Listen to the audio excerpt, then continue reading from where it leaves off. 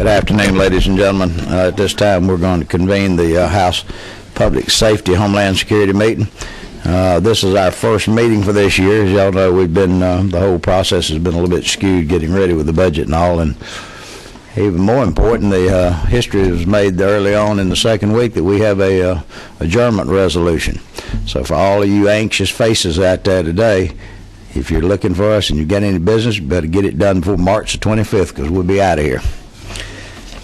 First and foremost, let me thank everybody for being here today, committee members. If we would, let's just start at the end for those any new folks here today where they can introduce themselves. Start with Mac down there. Mac Jackson from District 128, which includes Washington County, Hancock County, Warren County, Glasgow County, Jefferson County, Johnson County, and Duffy County. It's a mouthful. Congressional district. Thank you, Mr. Chairman. State Representative Gloria Frazier from Richmond County and Burke County, and also home of James Brown. And the hardest working representative up here. Thank you, Mr. Chair. Representative Heath Clark from Warner Robins in Houston County, home of Robins Air Force Base. Rick. Representative Rick Jaspers from House District 11, that's Pickens County, part of Gordon, and way up to Chatsworth in Murray County. Good. I'm Darlene Taylor, and I'm from Thomas County, and I represent Thomas, Grady, and Decatur County. Let's see.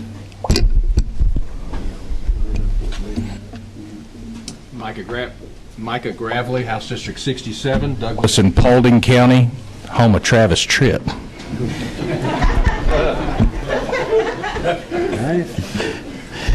Mike Glenn, District 75, Clayton County.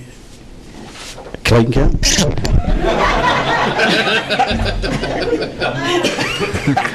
Dusty Hightower, represent House District 68, which encompasses Carroll County, parts of Carroll County and Douglas County. I'm Representative Gerald Green, and we do not have time to go through my 9 counties. I'm Representative Bill Hitchens. I'm from Effingham County. I represent the southern part of Effingham County and the western part of Chatham County, which includes part of Savannah, Port Wentworth, Pooler, and part of Garden City. Eddie Lumsden, District 12. I represent parts of Floyd and all of Chattooga County. Very good. And my name's Alan Powell. I represent Hart, Franklin, and Madison counties, home of the former great big league baseball player, Ty Cobb. Yeah, really. I want to introduce a couple of folks. To my right is the committee secretary, Desi Riley. She's new with us this year. And please don't abuse her if y'all have questions that y'all are wanting to ask the chair of this committee. She's doing a very good job. And you come by the office, you'll see the intern, and her name is Khadidra Caldwell.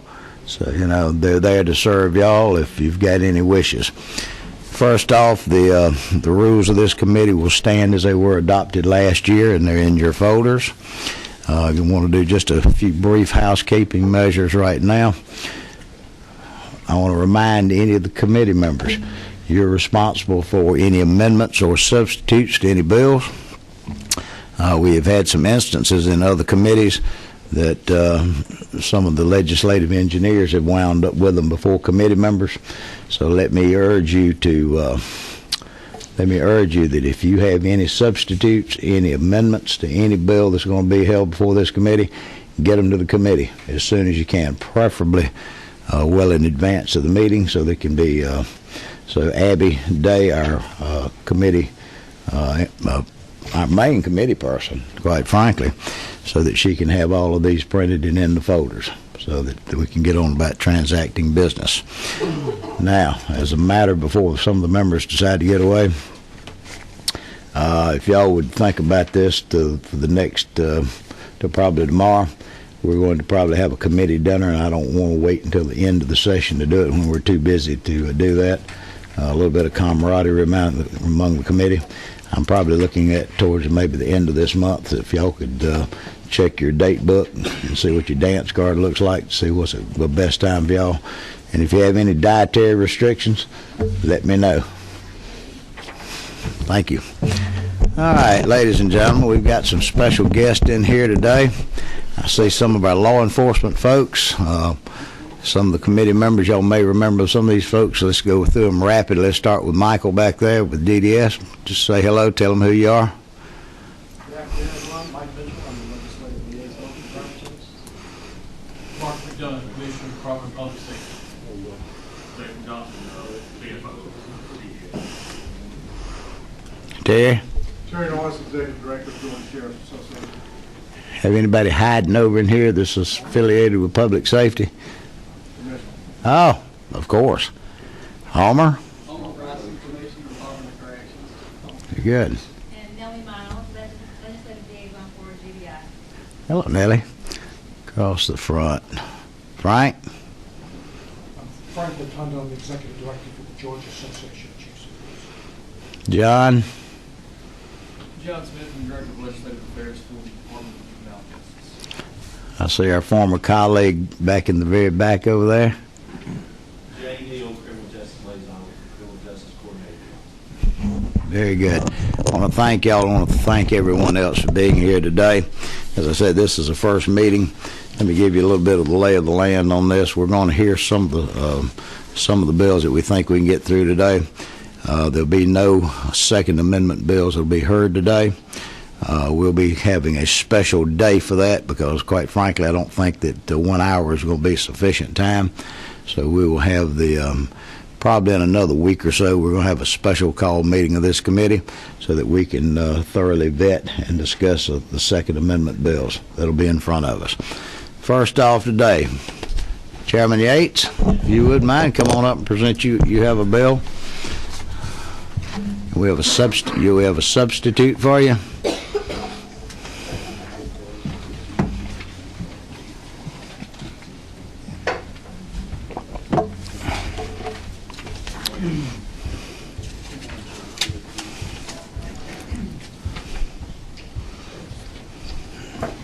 Yes, I know.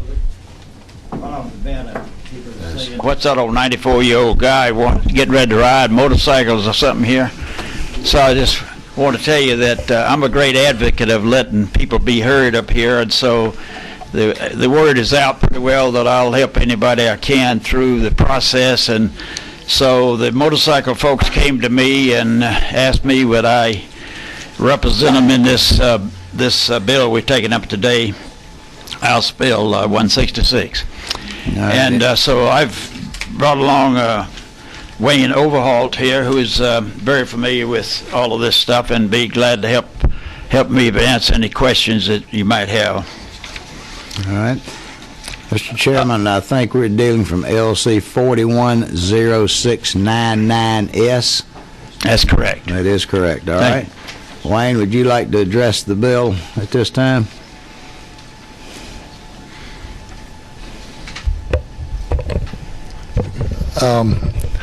I am Wayne Overholt. I'm the Legislative Director of ABATE of Georgia, State Director. We support this bill, and it's mainly because the 15-inch limitation on the handlebars right now. I personally went out and measured at various motorcycle dealerships in Middle Georgia. There are 44 models, different makes, that are currently illegal in the state of Georgia.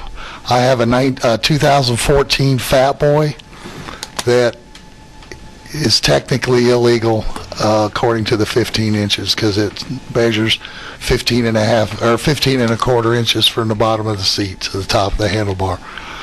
I have a handout here that you can look at. I made 30 copies of it, so if I'd like to, and you can see what is illegal in the state of Georgia. These are all manufactured. My motorcycle was manufactured in Milwaukee, and I bought it stock, and according to the law in the state of Georgia, it's illegal.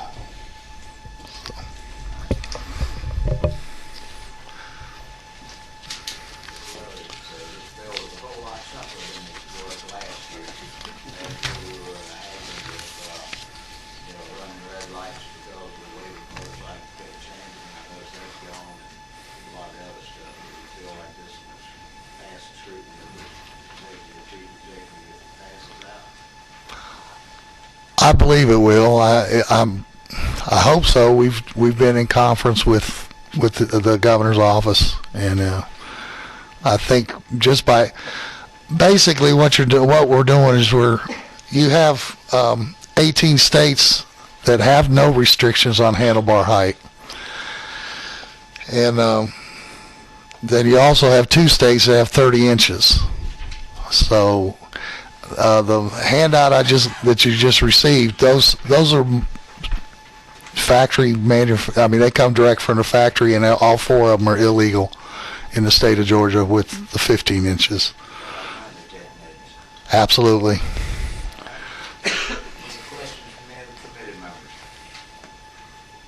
Any questions from any of the committee members?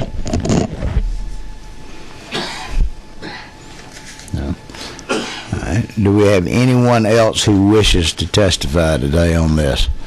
Yes, sir. If you would come over to the podium, and we'll recognize you.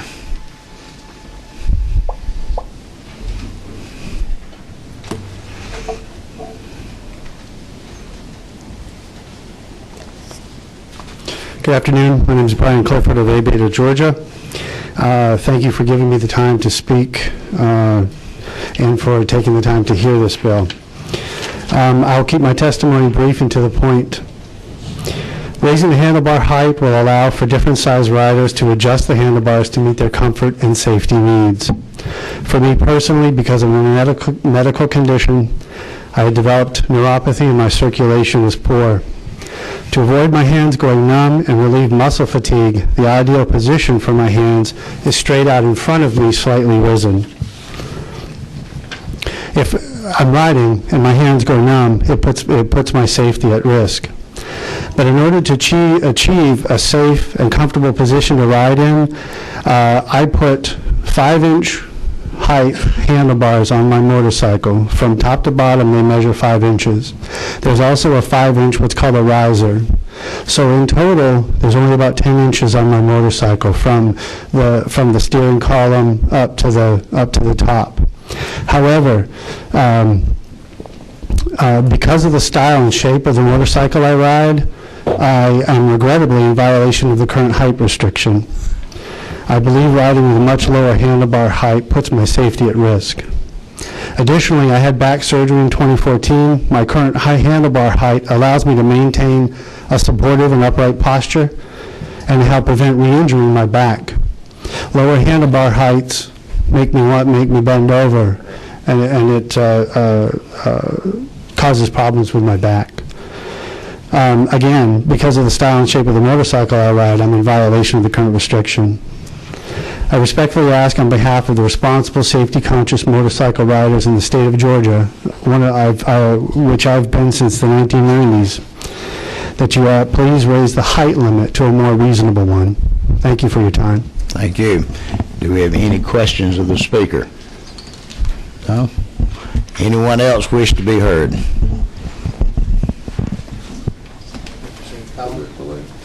Come on up.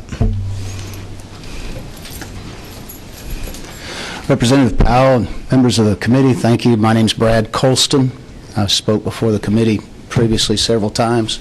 I sent each of you an email this morning expressing the history of my fight with the handlebar law. I don't know if y'all reviewed it. I did go into very specific detail as to how the law is being exercised. I've been in contact with the lieutenant of the traffic division of the particular county I named in the email on a regular basis, and get a monthly count on the number of times that law is that code violation is written. As I had showed y'all previously, I sent a study. The only study ever done on handlebar height was in 1972. It was on bicycles, which is still relevant. Physics of a bicycle and motorcycle are very much the same. And it found that handlebars, as the young gentleman was just testifying, in a more upright position is not only more maneuverable at low speed, but stable at high speed as well. The foundation, the basis for me approaching the legislature 3 years ago to ask for a repeal of the handlebar height was that that code was being used in my area to target a certain type of individual profile. And enough people have come forward, and the officer that writes the citations has stated, when I see this type of motorcycle, I know that that guy doesn't have a license or may not have insurance. And that's pretty clearly a profiling issue. Photographs that I sent in the email were taken at one of the Harley-Davidson dealerships. That was a new motorcycle that they were modifying for a customer. It's obvious that the handlebar height law doesn't really affect motorcycles per se. One Georgia police officer made a statement publicly on Facebook: "We don't stop stock." So again, it takes you back to, well, what are you stopping? The people that ride the motorcycles that were in your email are wealthier individuals. That was probably a $70,000 or $80,000 motorcycle that was being built. Those people are not being profiled for not having a license or insurance. It's the people that don't have the financial resources to have such a nice motorcycle. The fact that there has never been a study to show any height safety issues is very important, I believe. The governor's statement on his veto of Senate Bill 76, he used the word safety hazard for any motorcycle with handlebars in excess of 15 inches. This is a legislative body. You know words mean things. Safety hazard means that death or serious injury is imminent. And that's it. To suddenly the next year say, well, let's raise it from 15 to 25 sounds doesn't sound correct to me.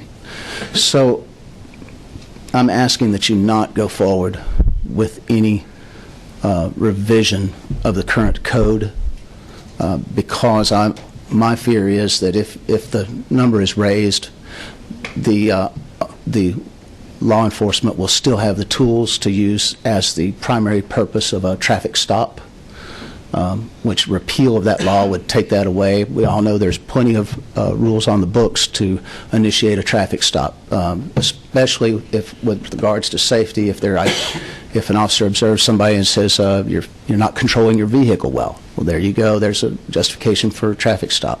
So he doesn't need this code to stop somebody that is demonstrating unsafe driving practices. And nobody is going to be able to tell from a distance without a tape measure and a level what the actual height of your handlebars are. So it's very easy to say, I had to pull you over, your handlebars looked a little bit high. Well, we'll have to get out a yardstick over here on the side of the road and a level and determine if it's in violation of Georgia code. It doesn't seem reasonable to me. I don't believe it would seem reasonable to anyone else, but that would be an assumption on my part. So that's I believe what I have to say today. So all right. Any questions from the committee? All right, good. Thank you. All right, do we have anyone else who wishes to testify? Anyone have a comment? All right, at this time, what's the will of the committee? Mr. Chairman, I make a motion that we be passed Chairman Yates's House Bill 166. Second. We have a motion and we have a second. Do we have any further questions from any of the committee members? No amendments? No substitutions? All right. If not, we have before us LC 410699 as a committee substitute. We have a motion and a second. All in favor say aye. Aye. Opposed? And ayes have it. Thank you, Mr. Chairman. Thank you, sir.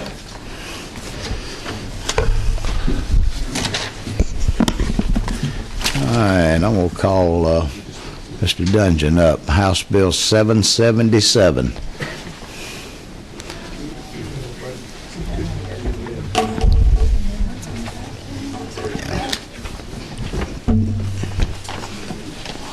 Thank you, Mr. Chairman. Brings today House Bill 7077 with a substitute, should be LC 336391S. This proverbial simple little bill.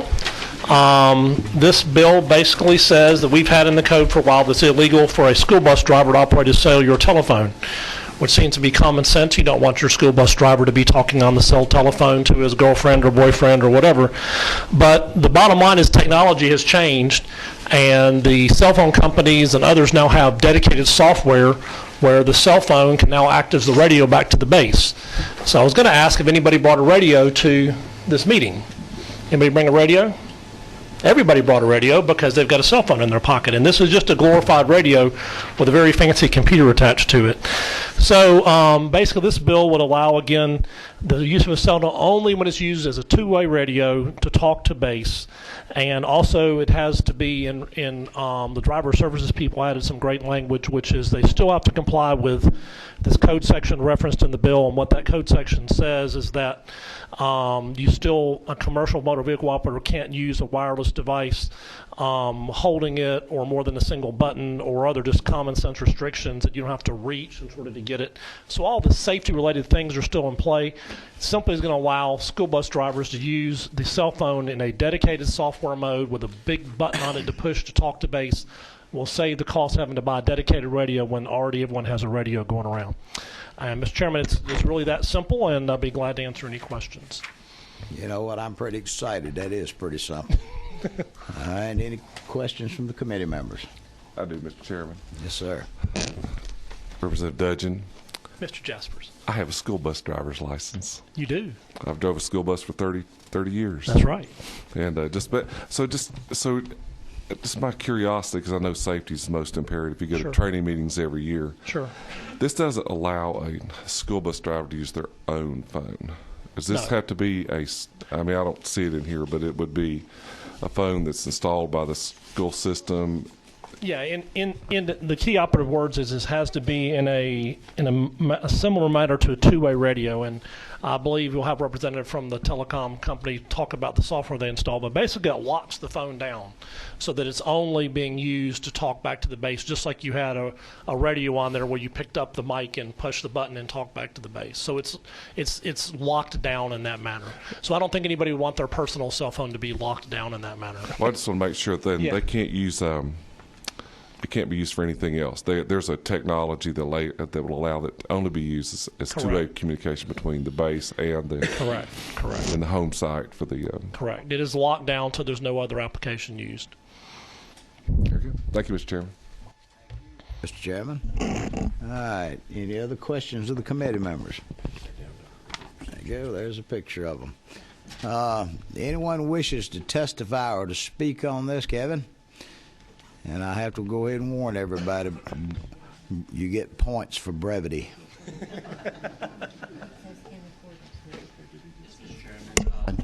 Brevity is next to godliness. I understand that. Thank you, Representative Dudgeon, for bringing this bill. Kevin Curtin with AT&T. We think the bill will do three things very quickly. It will enhance competition. So instead of having typically one vendor for school bus radios, you'll now have multiple vendors, and we think that will do two things. It will improve the quality of service, and it will lower the cost to the school system.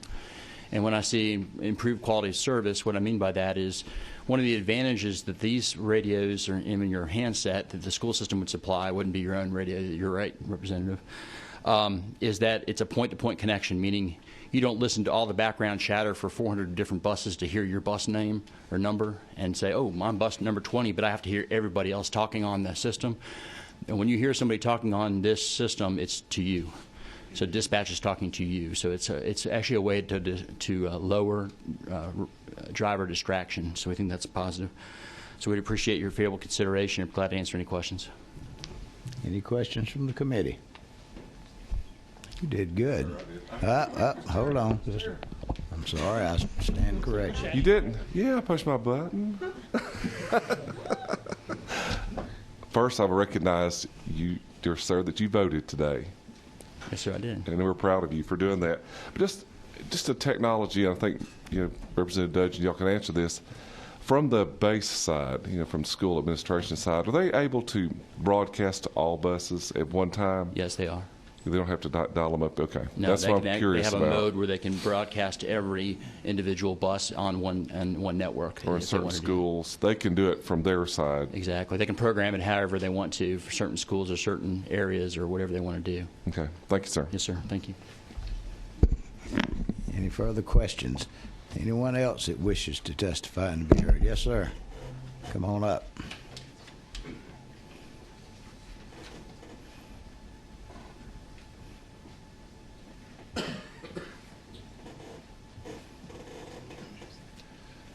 Mr. Chairman, I'm Grant Reppert. I'm the Director of Transportation for Gwinnett County Public Schools, and I'm here to represent the State Association for School Buses. We have no problem at all support the idea of the bill. There's only one adjustment we would suggest. The language says in motion on the roadway, but the Federal Motor Carrier Safety Administration just says on the roadway. And the real concern being is we don't want any drivers, when they're stopped on the roadway, loading or unloading, talking on any communications device. So the notion that says you can only do it while you're appropriately set, and that would have the bill align with the Federal Motor Carrier Safety Administration. But other than that, this is something we need because we have school districts in the state that don't have two-way radio coverage that cellular could reach.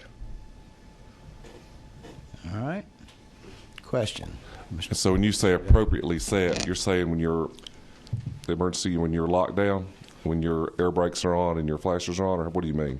It's we actually to use it just like you would with your two-way radios. You can use it once you've moved as you're going down the road, but you cannot use it when you're stopped on the roadway loading or unloading kids. As you would know, being a driver, you have got to be focused outside the bus, counting kids that are getting on or getting off, so you don't miss one and kill them. Right over. Thank you, Mr. Chairman. All right. Any further questions? Anyone else? Yes, sir.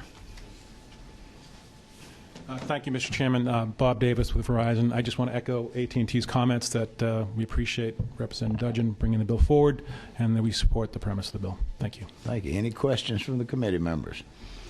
Anyone else that wishes to be heard on this matter? No? All right. Yes, Mr. Chairman, I just want to let's just back up 1 minute here just for a second. Our school bus guy, if you approach the microphone again, please. I mean, I'd be, if Representative Dudgeon would be okay with it, offer a friendly amendment to do what you want to do.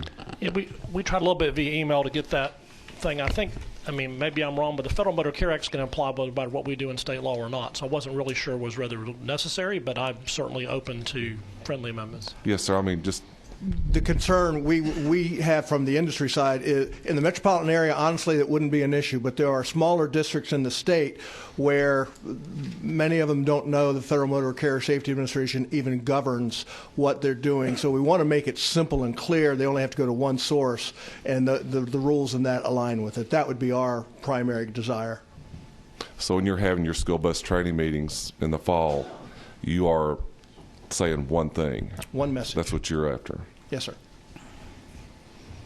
Do you have language to do this with that you It would talked actually with Representative Dudgeon about? Strike out in motion on paragraph E.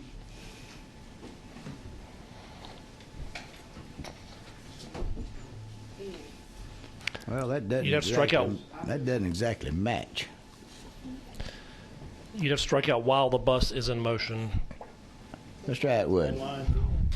9 and 10. 9 and 10.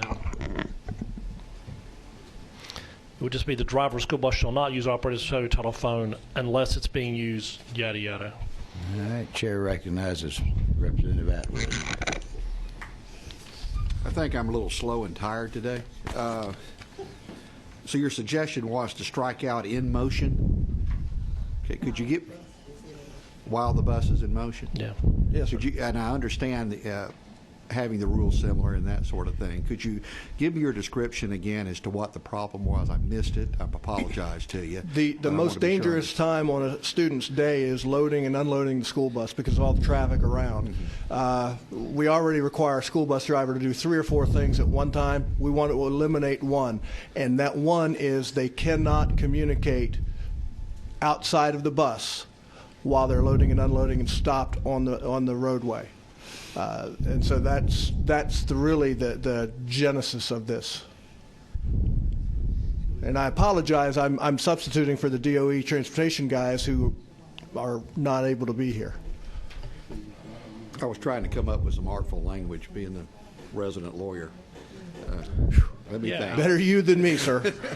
Sounds like we need Major Johnny here today. I put him above all the others. All right.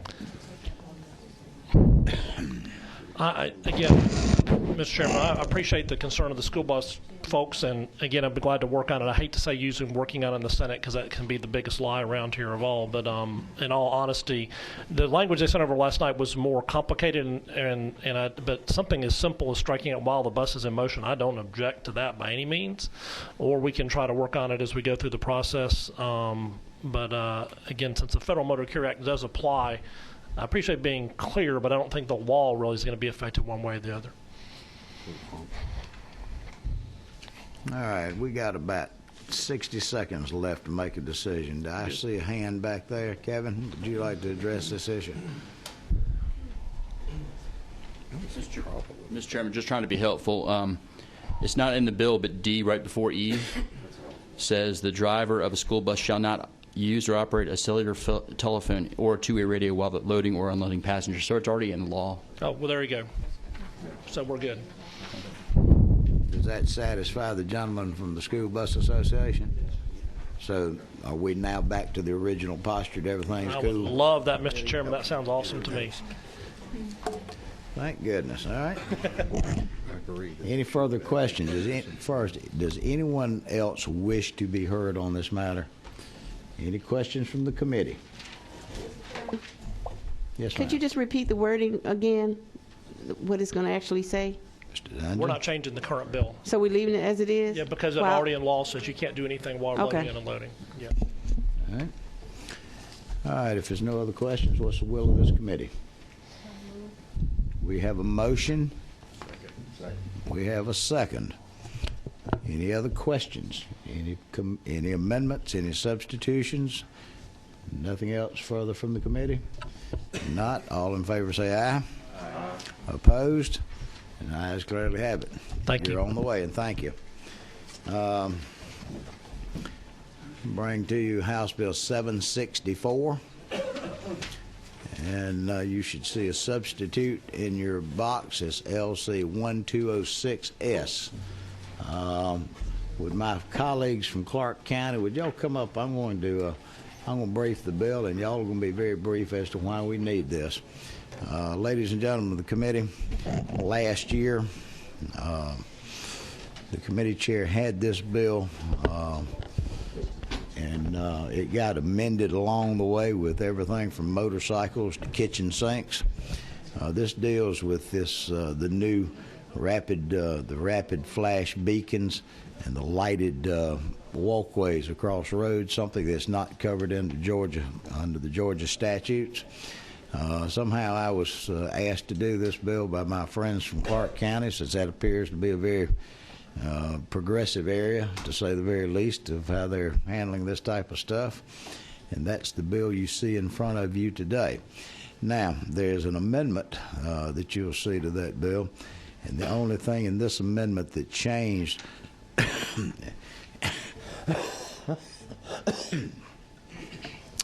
is that we added, wherever you see pedestrian, we added, or bicycle riders. Since these folks on the bikes, they're crossing the crosswalks at the same time. And y'all know what a soft and kinder guy I am when people comes to me with that kind of stuff. So that's what's the only change in the amendment. No laughing about how soft and gentle I've got back there in the back. All right, would y'all like to,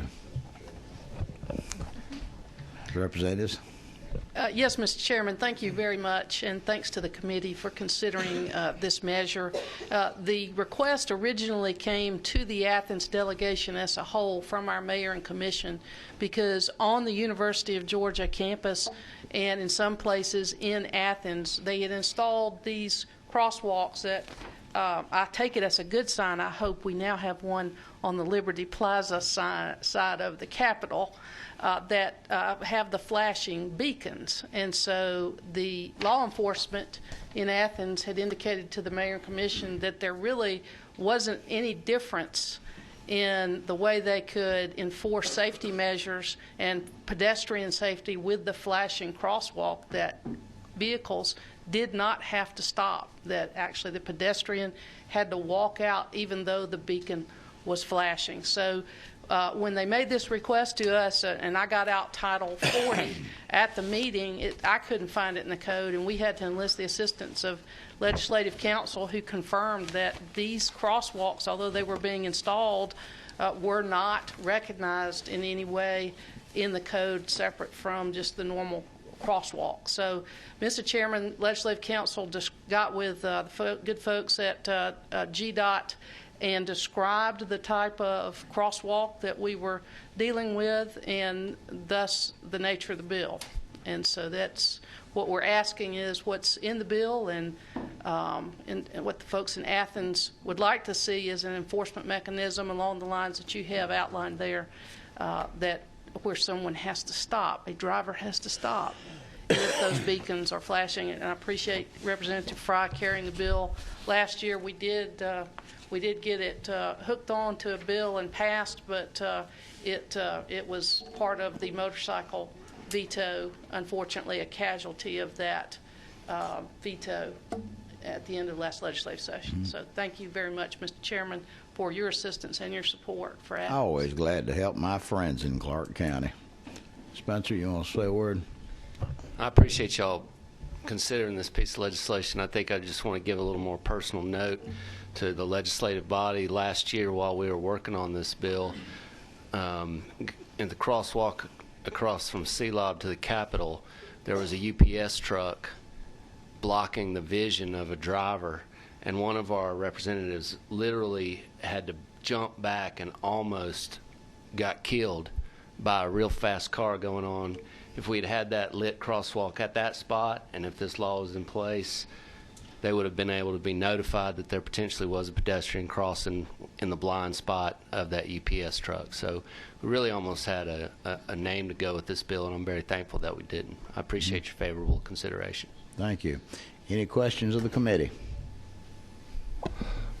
Chairman Jaspers. Appreciate it, Mr. Chairman. Okay, here's my question. This is probably for our gentleman in blue sitting in the back. So I'm driving down Lumpkin, and this is where this one's at. I'm sure that where the dormitories cross over there.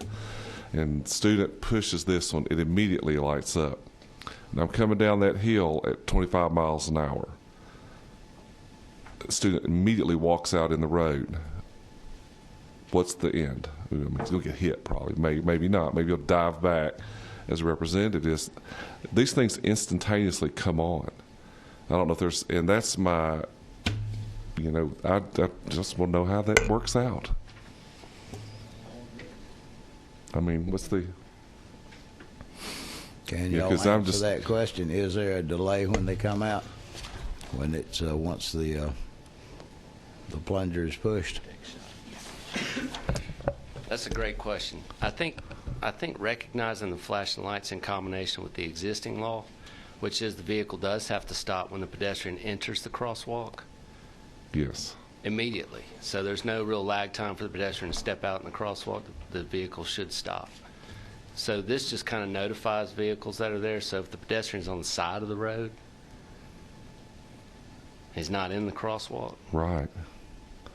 Yeah, I've always wondered when I've approached that intersection and I've seen them flip on and flip off, because, I know it does say that they shouldn't do it, but there's going to be this he said, she said. I'm just curious how law enforcement looks at this in that situation. How do y'all kind of jumping over you there? And I'm looking back there at the colonel.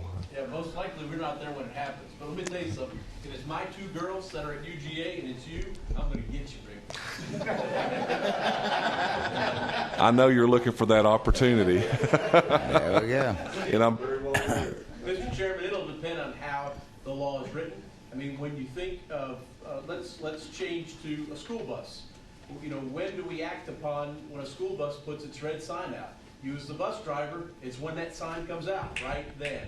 And so the driver has an onus in that instance. It's the same timing element that when they see that signal, they have to act upon it. So in the same way, you know, it's going to have to be when this signal comes on, the driver's going to have to act upon it, just like he does that stop sign when it comes out on the school bus. Yeah, but the school bus, I have that moment when my four-way flashers are on, you know, before my stop sign comes out, you know, when I activate it.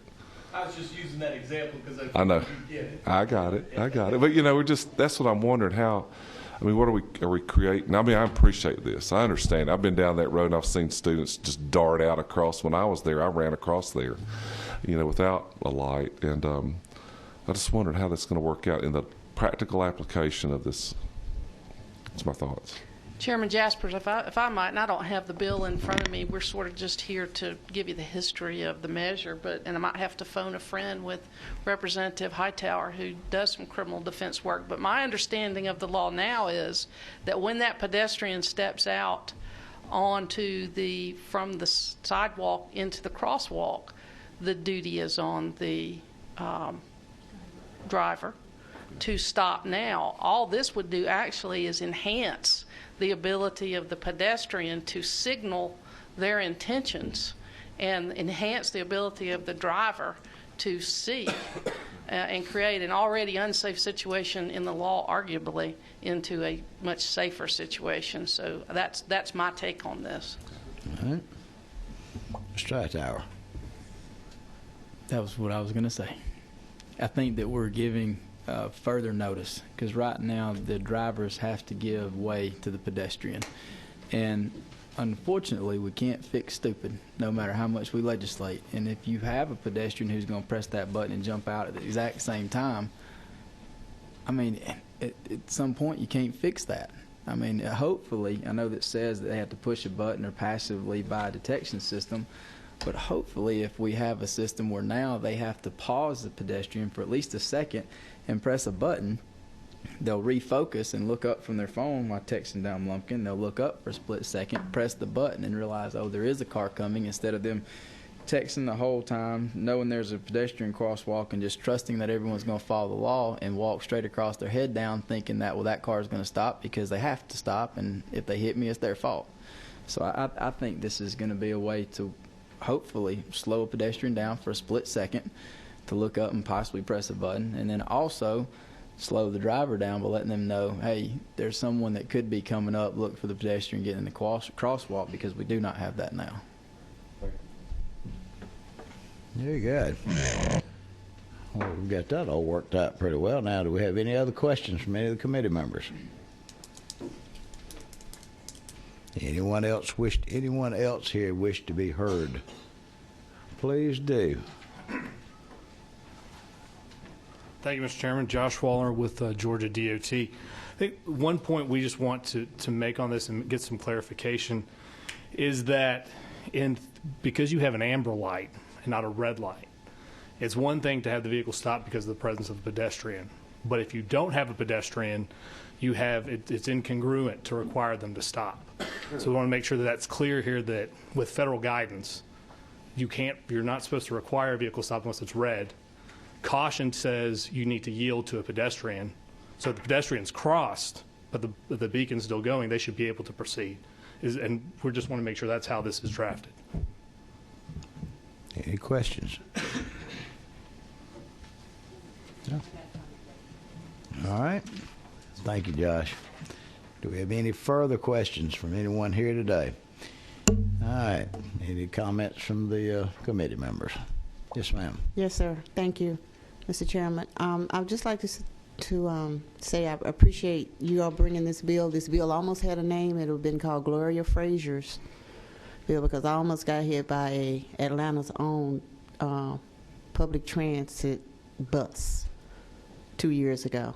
And I think that had we had some beacon lights out there, they would have seen me. It was so very close that I could tell you personally what kind of perfume the driver had on. That's how close it was. So I understand exactly what you're saying, and it's just another measure of safety that we can use to keep incidents from happening. So thank you for bringing this. Thank you, Representative. Any further questions from any of the members of the committee? If not, what's the will of this committee? Move to pass. We have a motion to pass. We have a second. Do we have any further questions, comments, substitutes, amendments from any of the committee members? All right, that being said, all in favor say aye. Aye. Opposed? Ayes have it. Thank you to my friends from Clark County. All right, we've got all of 7 minutes. Mr. Bizoid? All right, ladies and gentlemen, we have a substitute, LC 41063S to House Bill 93. It passed out of this committee last year. Would you be very brief if we've got I will a chance be to pass incredibly brief, Mr. Chairman. LC 0603S, is that correct, John? That is correct, Mr. Chairman. All right. Okay, I'm going to run through very briefly what the bill does. It states that license plate recorder data collected by law enforcement must be purged 90 days after original collection unless the subject license plate is part of an ongoing criminal investigation or if it's regarding a toll violation. Now, the reason why we included toll violations is there's a user agreement when you use toll roads that you consent to your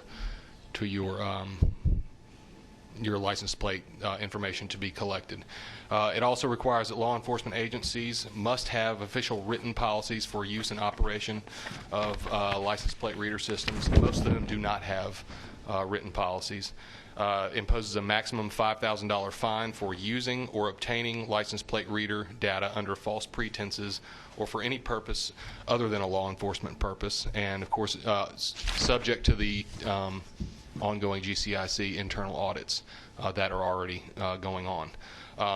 Another important point is that license plate reader data will no longer be subject to open records requests. So under current law, if I want to ascertain Representative Jasper's whereabouts, I can simply file an open records request, and I can get every time that his state representative license plate has pinged through the system.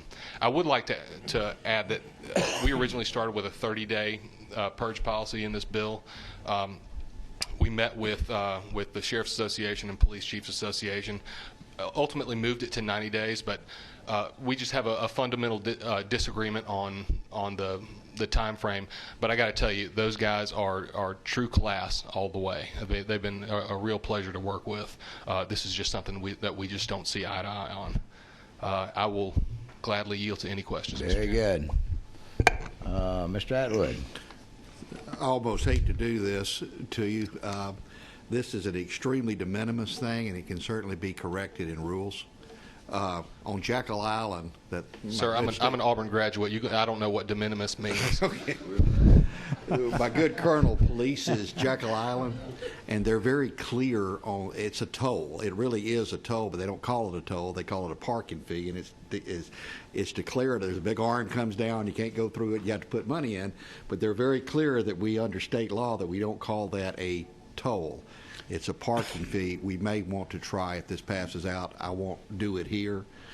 I want to check the law, but we may want to call it a Jekyll Island parking fee or a toll violation. Thank you, Mr. Chair. Thank you.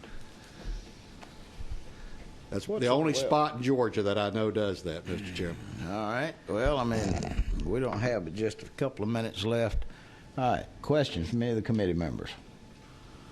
No.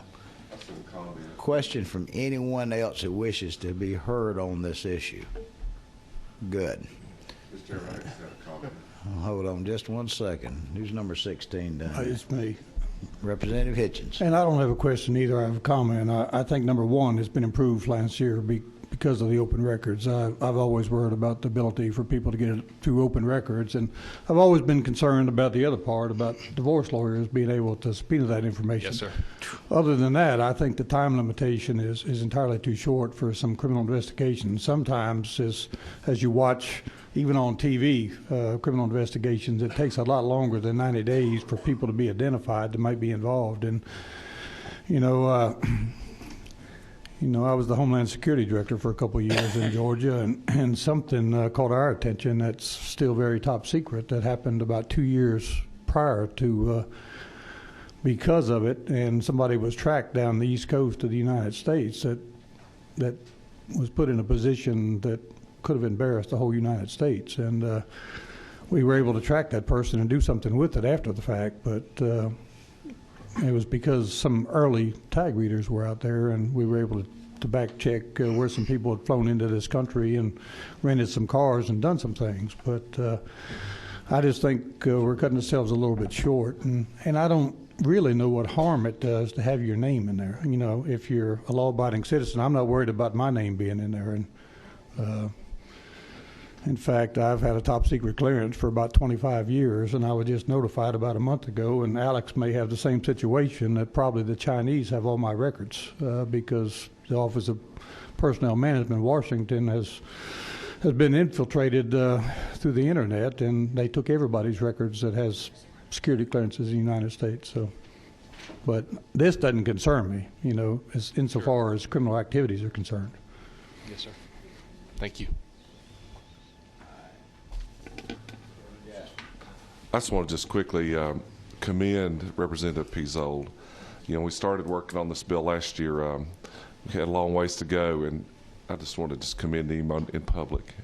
Just a gentleman, and working with everybody and us on the committee to perfect a bill, as Chairman Powell always says, and I just want to commend you. You worked real hard on it. Thank you very much, Mr. Chairman. I appreciate it. Well, my question is this bill perfected with the language Representative Atwood wants to, do you have something?